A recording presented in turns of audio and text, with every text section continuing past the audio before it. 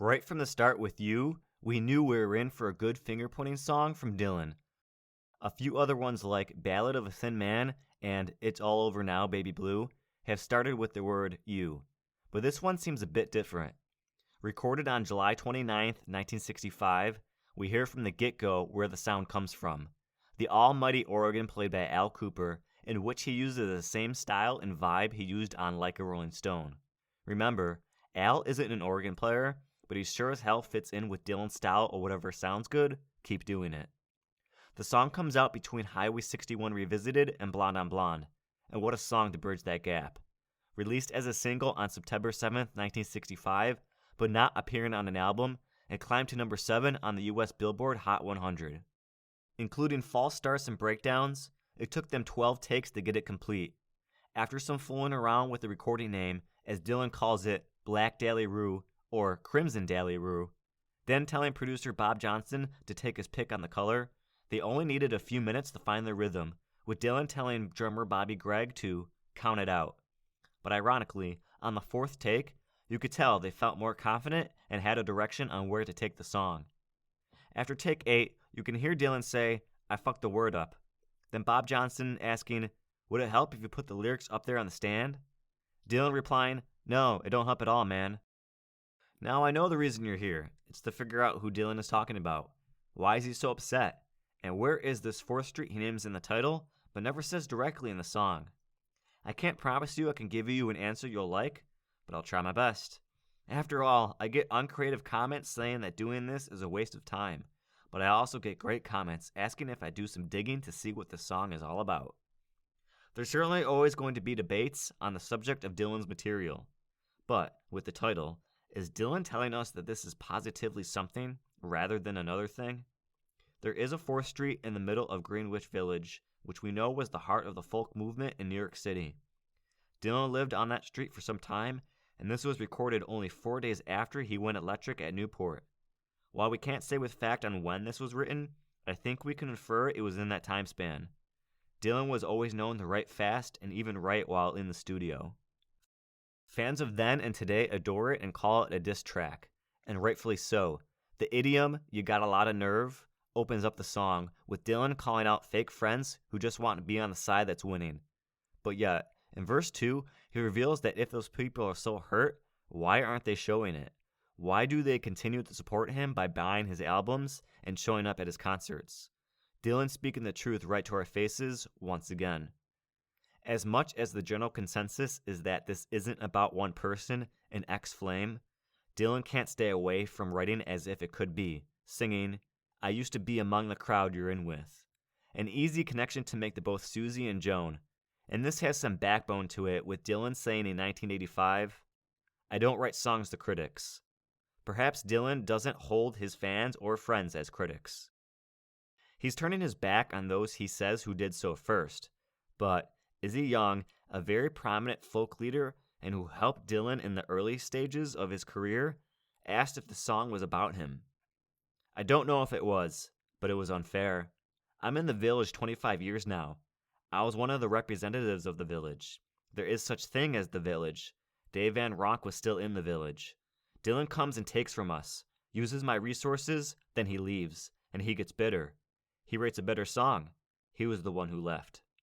Some say this song could be about Edie Sedgwick, but as most sources will agree on, Dylan really didn't start fooling around with her until after he married Sarah, which was in November 1965. Edie's time to shine came next year, with much of Blonde on Blonde, most likely, being about her.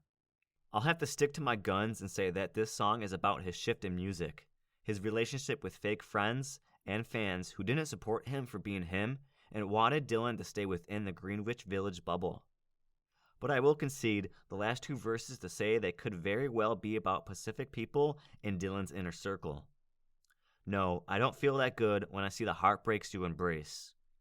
Dylan too gets upset when he breaks it off with the girl, and even if he sounds heated on the record, he still has a soft place in his heart for those affected, saying, "I don't want to hurt anybody like that, but then again, I know a lot of people are hurt, but it's not really me that hurts them, like, they're just deceived. But I haven't hurt them any.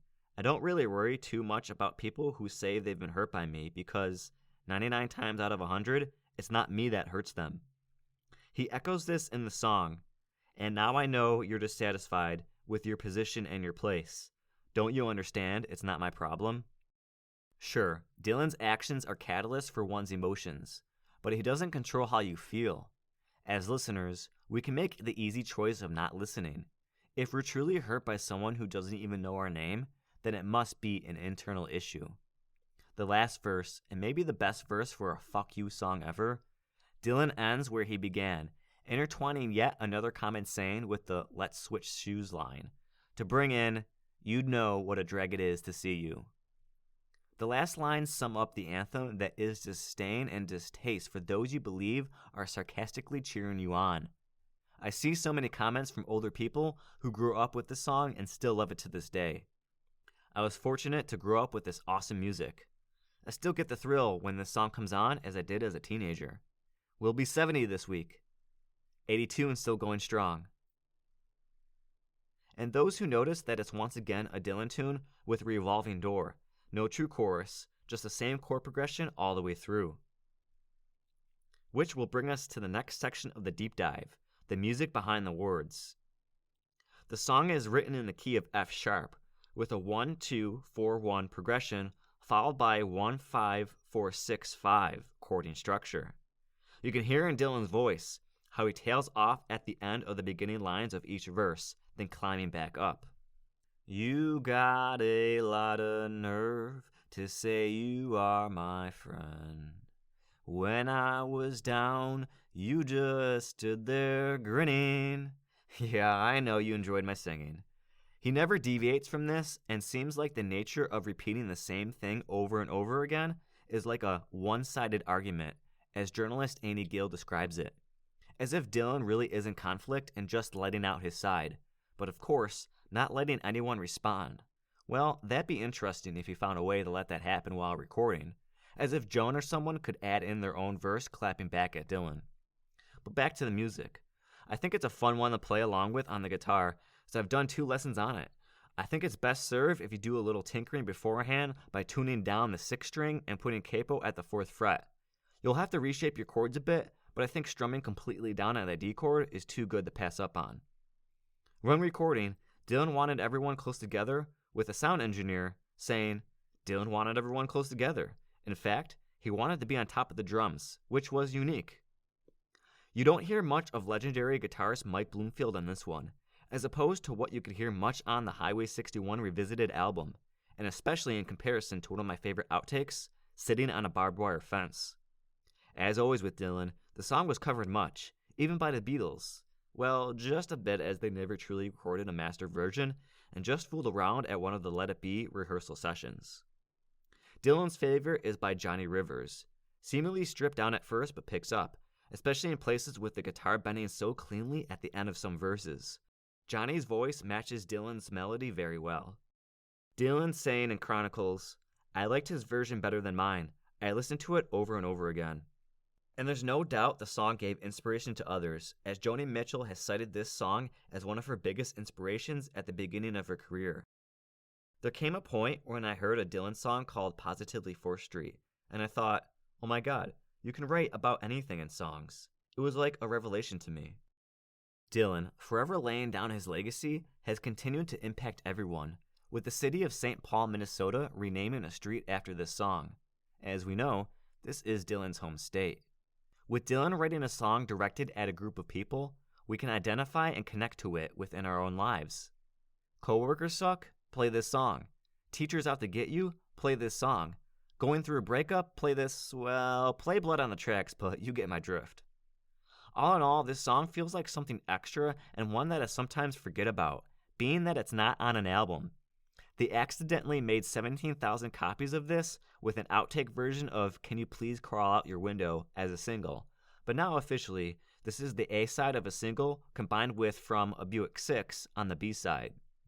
It did well in the UK too, reaching number 8 on their singles chart. In the beginning, he really didn't play this much live, but picked up as the years went on, last playing it in 2013 for a total of 359 times. I sincerely hope you learned something from watching this video, and I really do appreciate those who watch, comment, and ask for more of these videos. Sorry that it takes some time, but it's something I do enjoy doing. Be sure to subscribe if you haven't already so you can watch the next one I do. I know someone asked me to do a deep dive into Time Out of Mind, and I will eventually. I just need to latch onto it. It took me a bit to latch back onto this song because it feels like you have to be in that I hate you mindset to really harness the song's greatness. Anyways, thanks again and happy listening.